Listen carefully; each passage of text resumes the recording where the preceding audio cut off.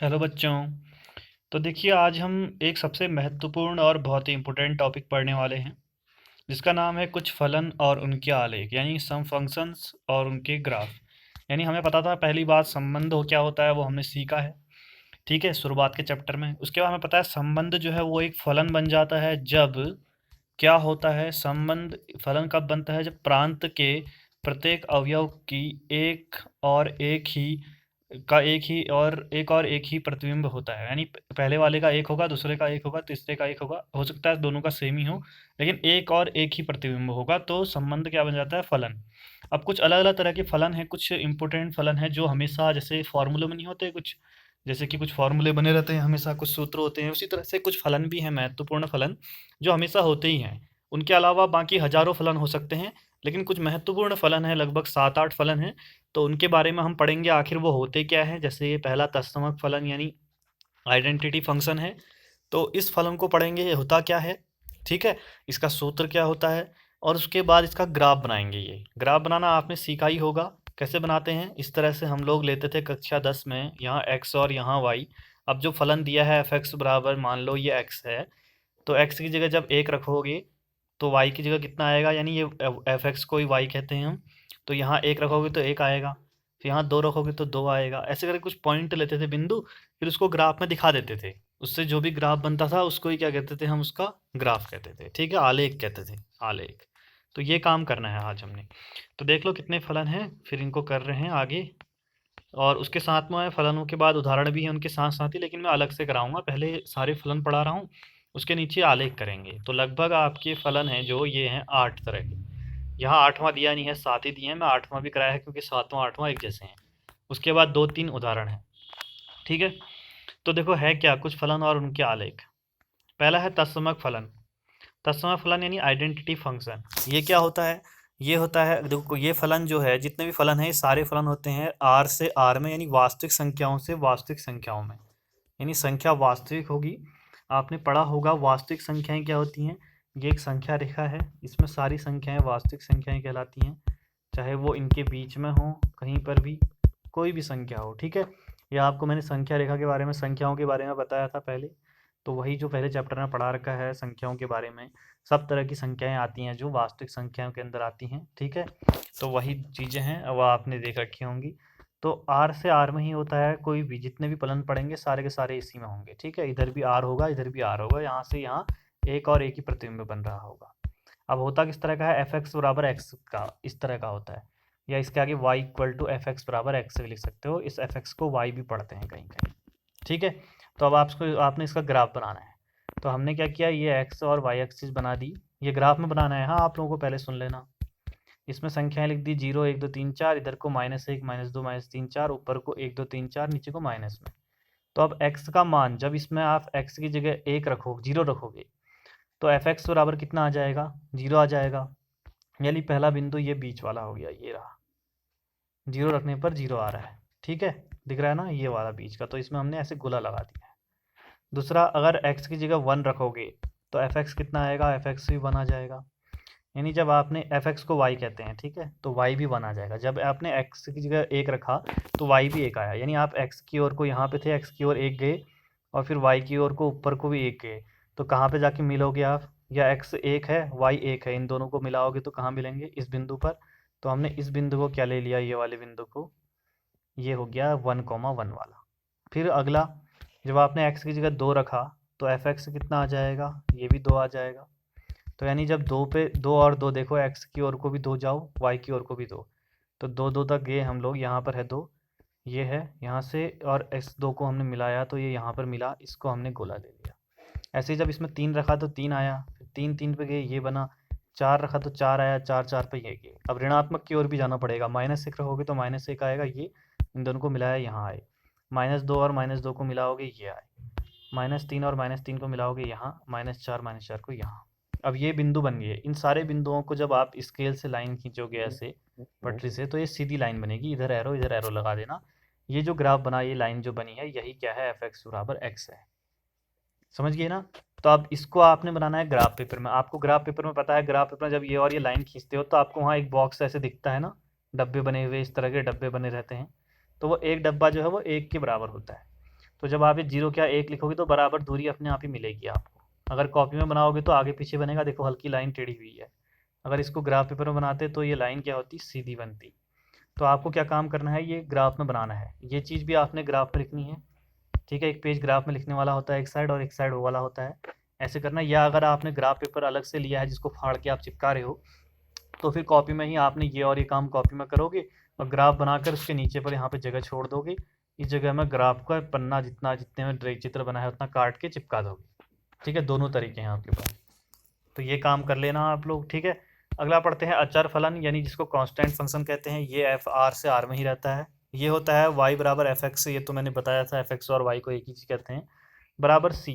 Constant यानी अचर मतलब सी मतलब कोई भी एक संख्या, 2 3 4 2.1 2.4 कुछ भी हो वो इतनी होगी। अब देखो इसमें ग्राफ कैसे बनाया हमने, इसमें भी हमने संख्याएं ली। तो एक बार हमने जीरो लिया, जब एक्स की जगह जीरो रखेंगे तो क्या आएगा। अब देखो एफ एक्स बराबर है सी, सी को हमने 2 मान लिया अभी, ठीक है, अभी के लिए 2 मान लिया। अब इसमें एक्स की जगह आप जीरो रखोगे तो एफ एक्स कितना आएगा, एक्स से कुछ रखने के लिए है ही नहीं, आप एक्स की जगह जीरो रखोगे तब भी एफ एक्स 2 ही रहेगा। फिर आपने कहा चलो जीरो रखा और 2 ही आया, तो 2 एक्स की ओर जीरो गए जीरो में ही, और वाई की ओर 2 पे गए, तो ये बिंदु बना, ये वाला पहला वाला दिख रहा है ना, ये बना बीच में ये जो है, तो इसमें हमने टिक कर दिया। फिर एक्स की जगह 1 रखा तब भी एफ एक्स 2 ही आएगा, तो ये फिर 2 ही पे गए आप। ठीक है, एक्स की ओर 1 से और वाई की ओर 2 से, तो यहाँ मिलोगे। फिर एक्स की जगह 2 रखोगे तब भी 2 ही आएगा, एक्स से और 2 से 2 की ओर मिलाया तो ये बिंदु बना। ऐसे 3 रखोगे तब भी 2 ही आएगा, तो 3 यहाँ और 2 यहाँ है, इन दोनों को मिलाओगे यहाँ पे मिलेगा, तो इस बिंदु को गुला कर दिया। फिर ऐसे ही आपने -1 रखा तब भी 2 ही आएगा, -2 रखा तब भी 2 ही आएगा, -3 रखा तब भी 2 ही आएगा। तो ये सारे पॉइंट बन गए, इन सबको जब मिलाओगे लाइन से उसके बना लास्ट में, तो आपने ऐसे मिलाओगे तो एक सीधी लाइन बनेगी ऐसी। तो अचर फलन में हमेशा ऐसा ग्राफ बनता है। ये किसका ग्राफ है, y equal to f x equal to c, यानी 2 के बराबर। यहाँ 2 माना है, आप चाहो 3 मान सकते हो, फिर 3 पे बनेगी लाइन।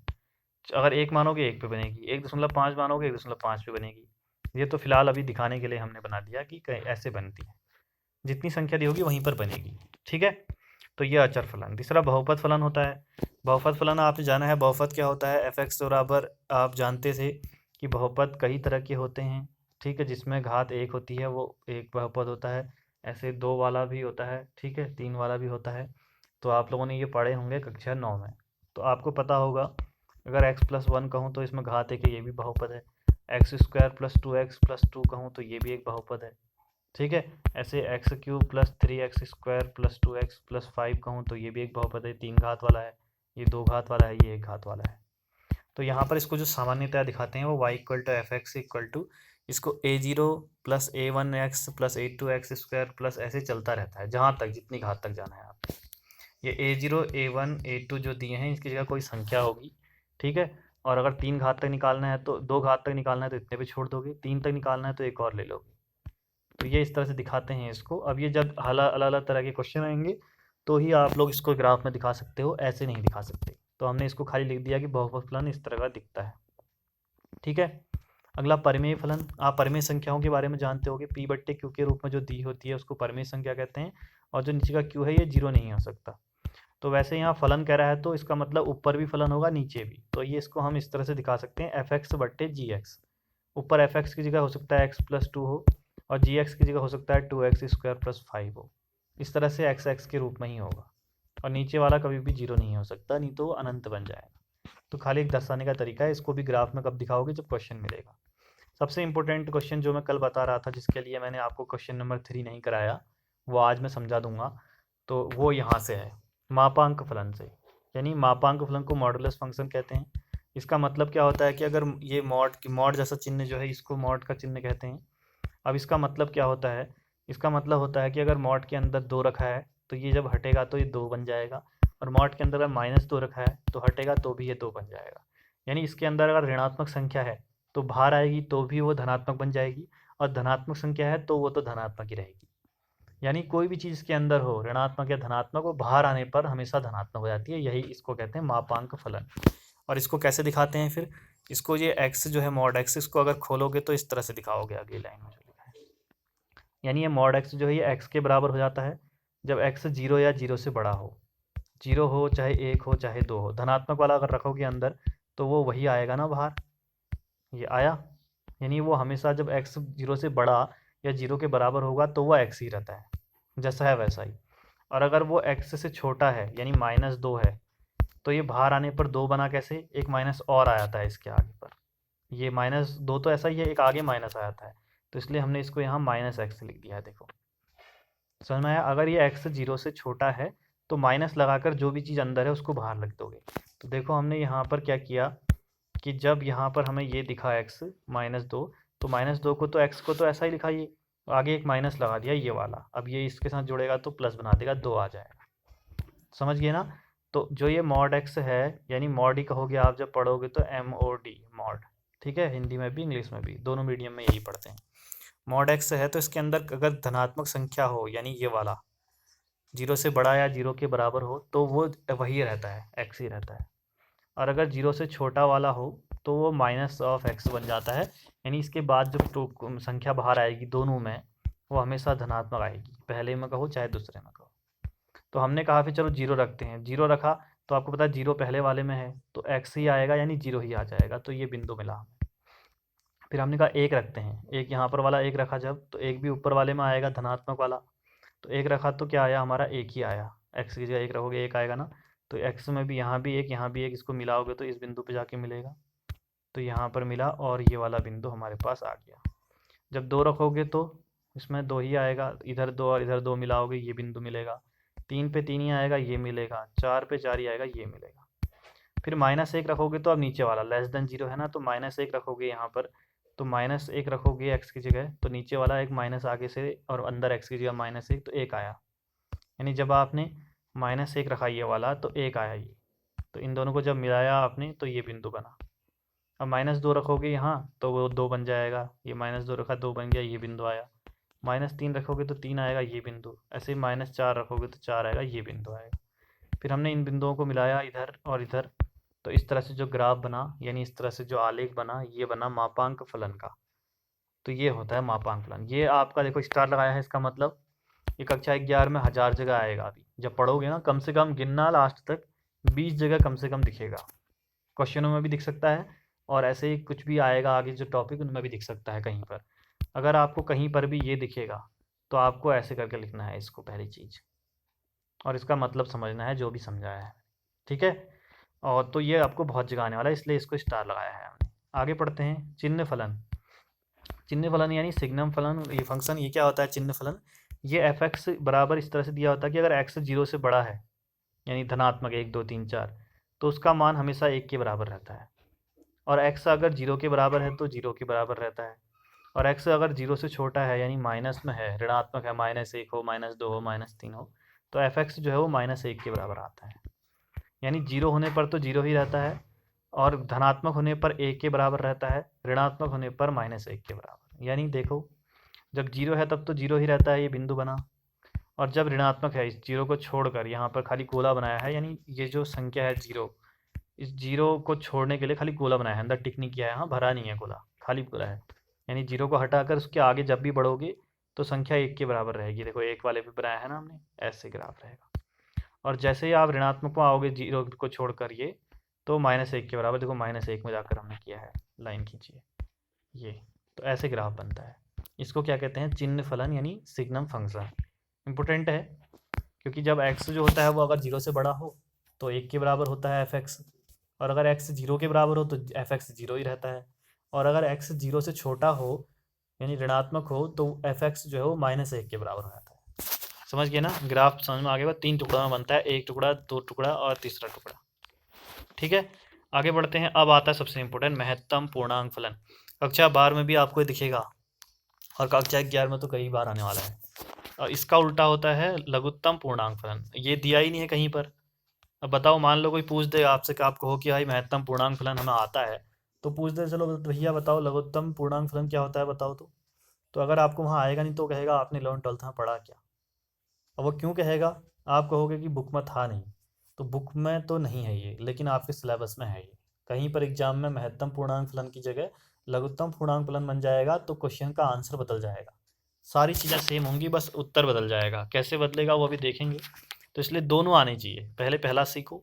दोनों का ग्राफ बनाया नहीं है हमने, ठीक है, क्योंकि ग्राफ थोड़ा अलग सा है तो मुझे लगा नहीं कि इस ग्राफ की कोई ख़ास ज़रूरत है, इसलिए मैंने छोड़ दिया और आपको भी छोड़ ही देना है। ठीक है, तो है क्या कि एफ एक्स बराबर बॉक्स के अंदर एक्स लिखा होता है, इसको कहते हैं महत्तम पूर्णांक फलन। इंग्लिश में भी याद कर लेना इसका नाम, ग्रेटेस्ट इंटीजर फंक्शन। ठीक है, महत्तम मतलब बड़ा, ग्रेटेस्ट मतलब बड़ा। ठीक है, ये याद रखना। अब ये एफ एक्स बराबर एक्स के रूप में दिया होता है, बॉक्स के अंदर एक्स। अब बॉक्स के अंदर से जब बाहर आएगा तो एक्स क्या बनेगा, वो बताया है कि जब बॉक्स के अंदर से एक्स बाहर आएगा तो या तो एक्स से कम या एक्स के बराबर जो भी पूर्णांक मिलेगा उसके आसपास वो बनेगा।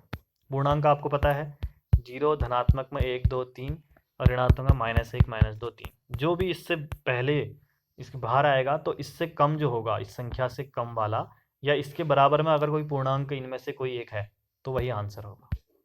समझ रहे हो ना। अब देखते हैं कैसे। अगर ये 1.2 है बॉक्स के अंदर, आपसे कह दे कि ये चीज़ जो है ये महत्तम पूर्णांक फलन है, तो इसका मतलब ये जब बाहर आएगा एक्स 1/1.2 तो इससे कम या इसके बराबर में कोई पूर्णांक होगा तो उसको लिख देंगे। तो आपको पता है 1.2 तो पूर्णांक है नहीं खुद। ठीक है, अगर इससे कम वाला कौन सा पूर्णांक है, 1 होता है, जो इससे कम में आता है तो एक आंसर हो जाएगा। ऐसे ही अगर 0.5 दिया हो तो आपको पता है कि ये 0 ये 1 है, 0.5 यहाँ कहीं होगा। अगर तो 0.5 तो पूर्णांक नहीं है, इससे कम कौन सा है, 0 है, तो ये 0 आंसर हो जाएगा। ऐसे ही ये ऋणात्मक वाले भी देख लेता हूँ। 0 हो गया, -1 -2, ये पहला -1.3 है। ठीक है, तो -1.3 है तो इससे छोटा कौन सा है पूर्णांक, -3 कहाँ आएगा आप बताइए। -1.3 ये आएगा आपका, एक सेकेंड, यहाँ पर -1.1 1.2 1.3 यहाँ पर आएगा, तभी तो फिर -2 में पहुँचेगा ना। तो यहाँ पर है -1.3, इससे छोटा, छोटा इधर की ओर होता है ना, कहाँ की ओर, बाईं ओर, बाईं ओर को छोटा होता है, इधर की ओर छोटा होता है। तो इधर की ओर कौन आ रहा है इससे पहले, -2 आ रहा है, इसलिए इसका उत्तर -2 हो गया। ऐसे -0.5 कह रहा है, -0.5 कहाँ पर है बताइए, यहाँ कहीं होगा -0.5। इससे कम पूर्णांक कौन सा है, कम इधर होता है, पहला कौन सा है, -1, तो इसका उत्तर -1 हो गया। अगर 3 होता तो आपको पता है 3 तो खुद ही पूर्णांक है, तो इसलिए 3 ही होगा। बराबर वाला ये है, कम वाला ये है, इसको ही महत्तम पूर्णांक फलन कहते हैं। महत्तम वाले में यानी ज़्यादा वाले में कम होगा। ठीक है, और ऐसे ही लघुत्तम वाला मतलब लघुत्तम छोटा, लीस्ट इंटीजर फंक्शन, तो इसमें होगा अधिक या उसके बराबर। बराबर तो दोनों में ही है, अधिक वाला होगा। समझ रहे हो ना, है ऐसे दिखाना दोनों को ऐसे ही है, तो इसका मतलब जब लघुत्तम आ रहा है तो उस समय एक्स से इससे अधिक वाला जो भी पूर्णांक आता है, पहला पूर्णांक, वही उत्तर होगा, या वही अगर है पूर्णांक तो वही आंसर है। अब जैसे 1.2 इसमें अधिक वाला है ना, 1.2 दिया है इसे बॉक्स के अंदर, आपको पता है कि एक ये होता है, 2 यहाँ होता है, 1.2 यहाँ है, इसमें अधिक वाला है, इसके बाद कौन सा आ रहा है पूर्णांक, 2, तो इसका उत्तर 2 हो गया।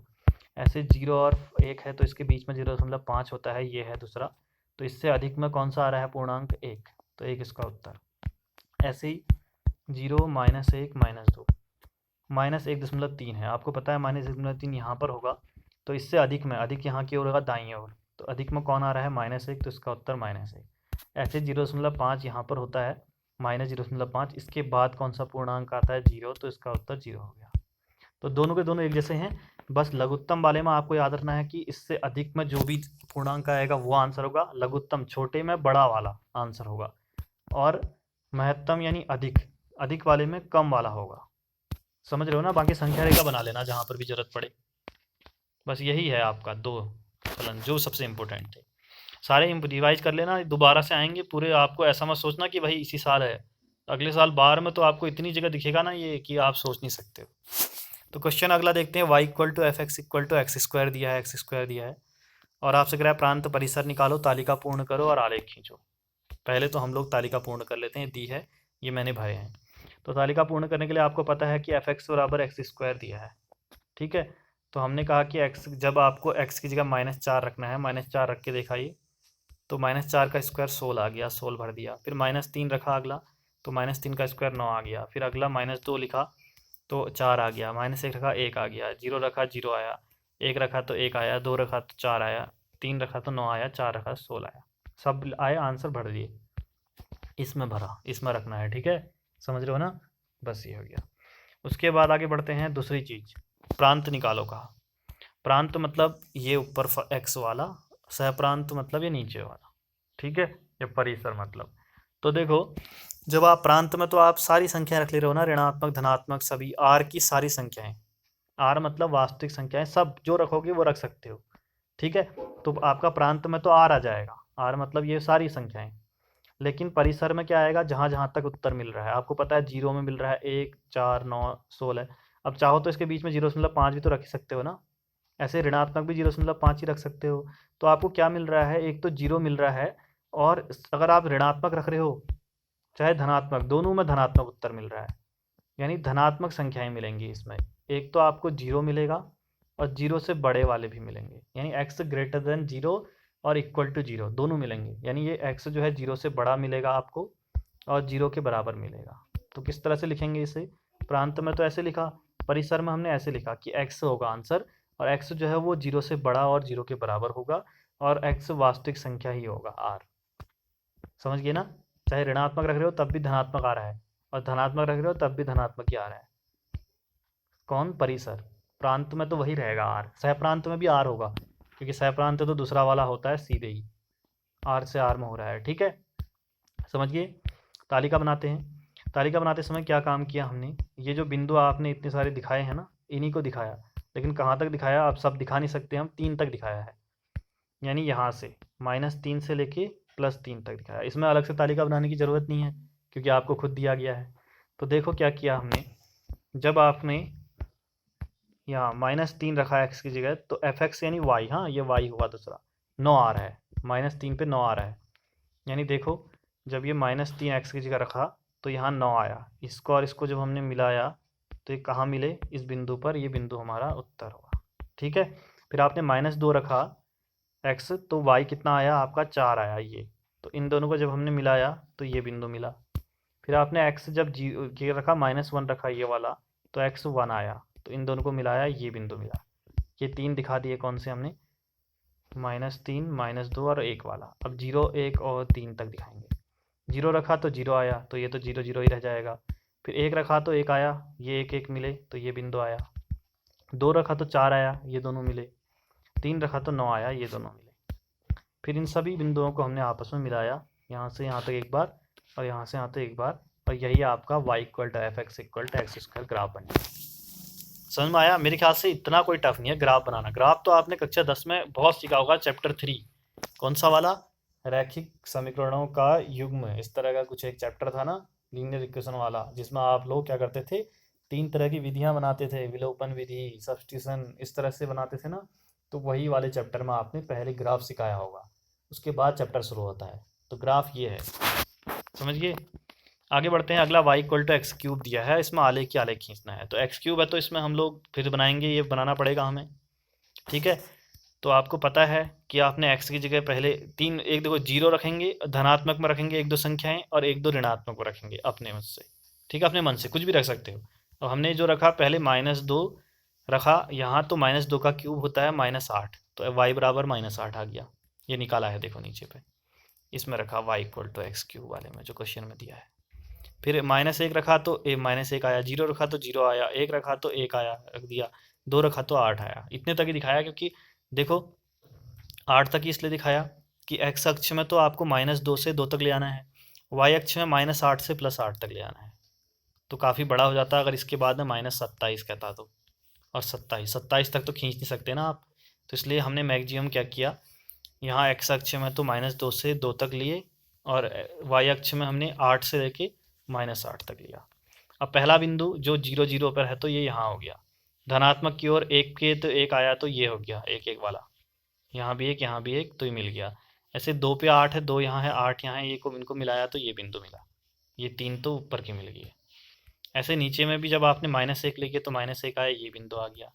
-2 ले गए तो -8 आया, ये दोनों मिलेंगे ऐसे, तो ये बिंदु बनेगा। फिर इनको मिला दिया, तो ऐसा ग्राफ बना y equal to x cube का, ये रहा, ठीक है। आगे बढ़ते हैं, 15वां उदाहरण जो लास्ट है, ये तो नॉर्मल क्वेश्चन है, f x equal to 1/x दिया है, आपसे कह रहा है कि जो x है ना वो r - 0 है, यानी सारी वास्तविक संख्याओं में से 0 नहीं होगा। क्यों, क्योंकि अगर यहाँ 0 रख दोगे तो ये तो अनंत आ जाएगा ना 1/0, तो 0 नहीं होगा, कह रहा है, माइनस कर रखा है 0 को उसने। आपसे कह रहा है कि तालिका पूर्ण करो, प्रांत परिसर निकालो। तालिका पूर्ण करते हैं। फिर -2 रखोगी जब यहाँ, तो 1/-2 आएगा। फिर माइनस तो ऐसे रहेगा, 2 से काटोगे 0.5 -0.5 आया, ये रख दिया। ठीक है, ये किए हैं, 2 रखा है, फिर -1.5 रखा है, फिर 1 रखा, -1 रखा है। ये सब आपने देखना है, सारा ये सब रख रखे हैं यहाँ तक का। ठीक है, और यहाँ भर दिया है। जहाँ पे समझ में आए पूछ लेना, गुणा भागी है। प्रांत क्या होगा इसका? प्रांत मतलब ये x का मान, x में आपने सब रख सकते हो, क्या नहीं रख सकते हो? खुद ही कहा उसने, 0 नहीं रख सकते। तो प्रांत में क्या आएगा? r-0 जो दिया है यही, तो ये r-0 आएगा। परिसर क्या होगा नीचे? अब देखो, जब आप यहाँ कहीं 0 रखोगे नहीं, तो ये fx कभी 0 आ सकता है क्या? 0 रख के भी नहीं, कुछ रख के भी ये 0 आ ही नहीं सकता। नीचे 1 रखोगे तो भी 1 ही आएगा, धनात्मक को 2 रखोगे तो और अलग धनात्मक संख्या। 0 कभी नहीं आएगा नीचे वाला, क्योंकि नीचे, इसलिए परिसर जो है वो 0 नहीं आ सकता। बाकी देखो, ऋणात्मक में भी आ रहा है परिसर, धनात्मक में भी आ रहा है, लेकिन 0 नहीं आ रहा। तो परिसर जो है वो भी r-0 होगा। 0 आएगा नहीं, और रखना भी नहीं है, उसने खुद ही कहा है। तो भाई इतना ही आपका उत्तर है, यही है आपका आज का। अब एक क्वेश्चन, जो तीसरा क्वेश्चन था जिसे मैंने समझाना था, वो भी जरा देख लो, खाली फिर बाद में प्रॉब्लम ना हो आपको। कौन सा क्वेश्चन? तीसरा क्वेश्चन, ये छोटा सा है, दूसरा क्वेश्चन। मतलब प्रांत और परिसर निकालना है आपने, f(x) = -mod of x दिया है। तो आपने, ये आपको पता चल गया है मॉडुलस फलन के बारे में, ठीक है, तो मापांक फलन के बारे में। तो माइनस आगे रहने दिया ये हमने, माइनस वाला, और ये इसको हमने सेम ऐसा ही लिख दिया जो वहाँ पे सीखा था। फिर ये वाला माइनस जब अंदर जाएगा तो पहले के साथ में माइनस बना देगा, दूसरे को प्लस बना देगा। ठीक है, अब ये बन गया आपका फलन। अब आपको प्रांत निकालना है। प्रांत मतलब x की जगह क्या क्या रख सकते हो आप। यहाँ आपको पता है x की जगह आप चाहो तो 0 से बड़ा भी रख सकते हो, 0 के बराबर, और नीचे वाले को देखो 0 से छोटा ऋणात्मक, यानी सब रख सकते हो। प्रांत तो r आ गया, वास्तविक संख्याएं आ गई, सारी वास्तविक संख्याएं। जितना भी हम काम कर रहे हैं ना, पूरा पढ़ रहे हैं, सब वास्तविक संख्याओं पर ही पढ़ रहे हैं। ठीक है, उसका परिसर क्या होगा? परिसर में क्या होगा जरा देखो एक बार। जब आप x, ऊपर वाले को देखना, जब आप x को 0 रख रहे हो तो आपका ऋणात्मक यानी 0 ही आ रहा है, धनात्मक क्या आया। जब आप x को 0 से बड़ा रख रहे हो तो क्या आ रहा है?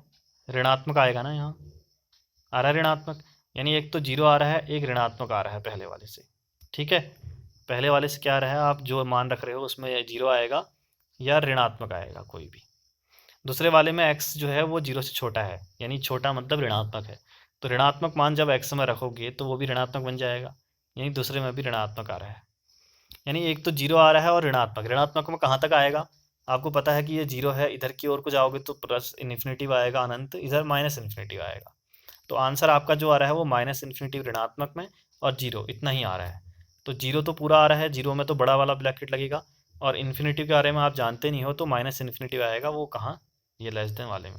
क्यों आ रहा है? क्योंकि जब पहले में आप कोई भी मान रख रहे हो तो एक तो 0 आ रहा है, एक ऋणात्मक आ रहा है, और दूसरे में भी जब आप ये इसको देखकर मान रख रहे हो तो ऋणात्मक ही आ रहा है, यानी धनात्मक कोई आ ही नहीं रहा है। तो 0 होता है यहाँ बीच में, और यहाँ अनंत होता है, यहाँ माइनस अनंत। आपका आंसर इधर से, इस 0 से लेकर इधर की ओर को माइनस इन्फिनिटी तक आ रहा है। तो आंसर जो होगा वो क्या होगा? ये माइनस इन्फिनिटी से लेकर 0 तक होगा, लेकिन 0 उत्तर आ रहा है तो इसलिए ये बड़ा कोष्टक आ रहा है। बड़े कोष्टक का मतलब 0 भी होगा उसमें, और माइनस छोटे कोष्टक का मतलब ये वाला हिस्सा नहीं होगा, माइनस इन्फिनिटी उसके पास तक होगा। तो इसलिए परिसर आपका ये आया नीचे वाला। समझ गए? ये फलन नहीं पता था कल, तब मैंने नहीं कराया कल। आगे बढ़ते हैं। एक ये दिया है 9 - x²। अब देखो, इसमें x की जगह आप कितना भी मान रखो, आपने 0 रखा, ठीक है, कितना आया 0 रखने पर? जब 0 रखोगे तो √9 3 आया, और -3 भी आएगा। √9 आएगा तो +3 और -3 होगा। फिर आपने 1 रखा, 1 रखा तो आपका 8 आया, यानी कि कुछ ना कुछ आएगा। 2 रखोगे तो 1 आएगा, √1 1 ही आएगा। 3 रखोगे तो 0 आ जाएगा। अब 4 रखोगे तो 9 - 16 -9 आएगा। अब माइनस में अंडर रूट के अंदर कोई चीज़ हो नहीं सकती, तो 4 नहीं रख सकते, आप 3 रख सकते हो। ऐसे -1 रखोगे तो कुछ आएगा, -2 पे भी आएगा, -3 पर भी 0 आएगा। ठीक है, और -3 से बड़ा कुछ रख नहीं सकते, यानी आप जो है वो 3 तक रख सकते हो धनात्मक वाला, और -3 तक रख सकते हो ऋणात्मक वाला। और जब आप -3 रखते हो तो 3 उत्तर आता है, मतलब -3 पे नहीं, 0 रखते हो तो 3 आता है, और 3 और -3 रखते हो तो 0 आता है, यानी संख्या जो आंसर जो आ रहा है वो 0 से लेके 3 तक आता है। तो ये x जो है ये प्रांत बनाएगा -3 से 3 तक, और ये जो है ये बनाएगा परिसर 0 से 3 तक। और दोनों में बड़ा कोष्ठक इसलिए आ रहा है क्योंकि उत्तर में -3 3 भी आता है और 3 और 0 भी आता है। समझ में आया ना? यानी x का मान जो है वो आप -3 से लेके -2, 0 से लेके 3 तक रख सकते हो, यानी -3 से 3 तक रख सकते हो। और जो भी मान रखते हैं उसको प्रांत बोलते हैं, क्योंकि इधर x होता है, इधर y या इसको ही fx कहते हैं। तो इधर वाला प्रांत बनाता है, इधर वाला परिसर बनाता है। तो ये मान आप रख सकते हो, ये तो आपको पता चल गया होगा प्रांत ये है करके। परिसर ये है करके पता चला जब आपने इसके सारे मान रखे -3 से 3 तक, तो आपका उत्तर 0 से लेके 3 के बीच में आ रहा था। तो 0 से 3 तो आपका परिसर हो गया। ठीक है, ये था बस तीसरा, बस इतने ही क्वेश्चन थे इसके 2 पार्ट, बाकी कुछ नहीं था। ये कंप्लीट हो गया यहाँ तक का। ठीक है, अब विविध प्रश्नावली, विविध उदाहरण कराऊंगा मैं अगले दिन। अगला आएगा आपका मंडे। यहाँ तक काम कंप्लीट कर लेना, कभी भी पेपर हो सकता है एग्जाम, तो उस टेस्ट की तैयारी करना। ठीक है, तो मिलते हैं फिर अगले वीडियो में, तब तक के लिए बाय बाय।